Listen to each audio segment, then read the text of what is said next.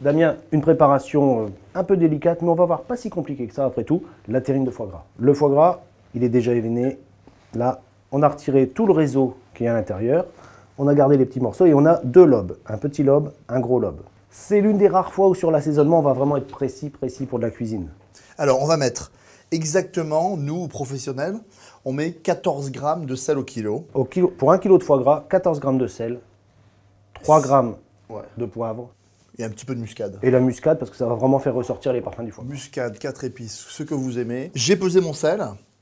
Dedans, je mets mon poivre, je fais mon mélange. Voilà. Je fais un mélange. C'est important de le mélanger avant parce qu'on est sûr qu'on va pouvoir répartir vraiment uniformément notre assaisonnement. On va être très régulier. Je mets un tout petit peu de muscade râpée, parce que moi j'aime bien le foie gras à la muscade. Je trouve que c'est une épice très intéressante. Je mélange mon sel, mon poivre du moulin, ma muscade. J'ai bien réparti ma masse. Ah, c'est important ça. Là, on est sûr qu'on va répartir équitablement. Alors, je vais mettre la moitié de ma pesée sur la première face. Alors, on le répartit sur les deux lobes, vraiment uniformément, l'assaisonnement partout. Et je fais attention, là, dans mon geste, à bien répartir l'assaisonnement partout. Et sur le foie, on essaye de ne pas aller trop loin, on reste sur le foie. Voilà. Ici, je vais mettre un tout petit peu d'alcool. Alors moi, j'évite les armagnacs, les cognacs, parce que je trouve qu'il y a déjà une amertume naturelle dans le foie gras. Voilà. Et je préfère mettre quelque chose d'un tout petit peu sucré. Ça fait deux choses, ça aide à la fonte, mais aussi le côté sucré de l'alcool va casser l'amertume légère du foie gras. Donc on va avoir quelque chose de très onctueux et très agréable en bouche. Alors c'est très peu, hein, on met quelques centilitres pour la terrine. J'ai mis la moitié de mon alcool sucré. Je retourne ma terrine ici, mon foie. Alors, on a assaisonné le premier côté, on a mis l'alcool, on l'a mis à mariner. Et là, on travaille. Donc, on a l'alcool et on va remettre ce qu'il nous reste d'assaisonnement. Le reste, la moitié de l'assaisonnement, je vais le mettre sur l'autre face.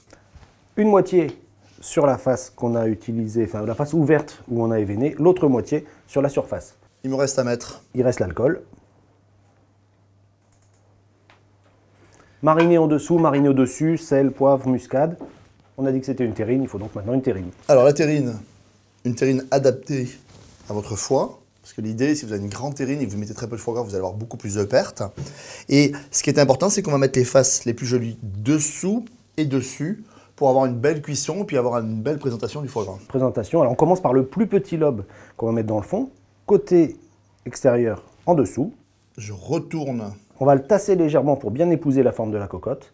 Et maintenant, on va retourner l'autre partie avec, pareil, la face extérieure en surface pour faire un beau décor qui soit bien lisse en surface. La face la plus jolie est ici. Je vais la mettre dessus. Et s'il y a des petits morceaux, on va les remettre dedans, entre les deux. Dessous, entre les deux. Alors, important de bien tasser. C'est-à-dire qu'il va bien falloir tasser. Et là, la terrine, on va la laisser mariner. C'est-à-dire qu'on ne va pas la cuire tout de suite. On va la laisser 24 heures pour que vraiment les parfums tous s'homogénéisent, qu'on ait quelque chose de vraiment très, très goûteux. Damien, 24 heures de repos, il s'est passé 24 heures, on l'a mariné, tous les parfums sont bien mêlés. La terrine, on va maintenant l'enfourner. Alors, on la cuit dans cette terrine directement et au four. Alors 110-120 degrés maximum. Le bain-marie n'est vraiment pas indispensable. Et puis, on va avoir un repère super visuel. Souvent, les gens me disent combien de temps ma terrine? En fait, on ne sait pas. C'est plus visuel. Le gras. Le gras. Le gras qui va ressortir de notre foie. Et c'est normal qu'il y ait du gras qui ressorte. Un petit centimètre. Un petit centimètre autour, un petit centimètre dessus. On peut estimer que vous aurez un foie gras mi-cuit sans problème. Voilà. Damien, 110 degrés au four. Et là, on est bien.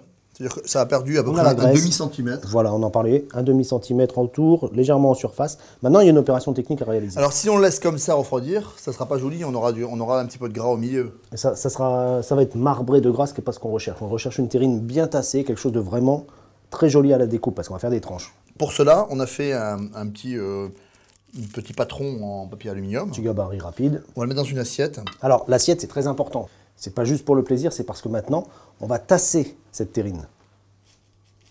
Alors, légèrement, on va laisser faire tranquillement. Et l'assiette récupère le gras qui va s'écouler. Et ce gras, on va le reprendre pour couler sur la terrine quand on aura terminé. On a terminé la terrine. On va la laisser reposer 2 heures dans un coin de la cuisine.